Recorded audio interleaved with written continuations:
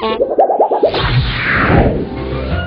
fost odată ca-n povești, a fost la o adică din rude mari împărătești o prea mișto gagică. Și era una la babaci și mândră haimanaua avea un cur și niște craci de te-apucat de-amblaua. Se fute azi, se fute mâine, se fute o săptămână, stăteau la coadă vagabonții la rând ca la smântână.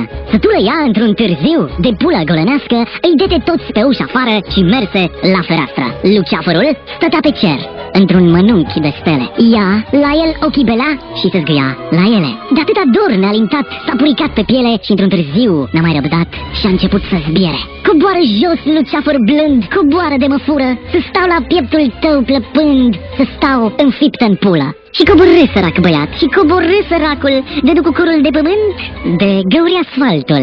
Iubita mea cu ochii de lut și albă ca tingira, eu pentru tine am căzut și-mi blestem fericirea. Iar dacă tu nu vrei să vii cu mine printre astri, mă piși pe ochii tăi zglobi și în ochii tăi albaștri.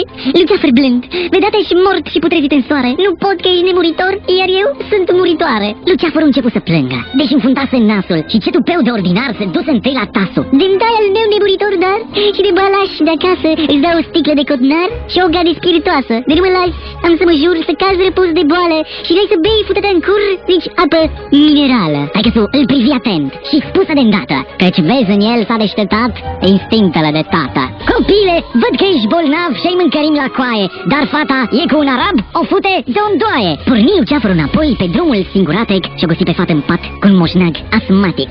Ea îl văzu pe un ochi de geam și spuse cu suspine: Gingajule, hipopotam, coboare până la mine. Pleacă de aici, futu-te în cur și lasă-mă în pace. Credeai că ai să mă amăgești chemându-mă pe seară? De nimeni pula să-mi belești de curvă ordinară. Degeaba mă mai cheme acum să vin să rupem patul, căci eu pe curul tău aș vrea să joc poker în 4. Iar sării tăi, de altă dată, ce-mi provocau emoții, atârn acum, așa de jos, de-au inundat chiloții. Trăind în cercul vostru strâmb, faceți copii o droaie, dar eu vă iert, căci sunt un sfânt și în fond mă doare în coaie.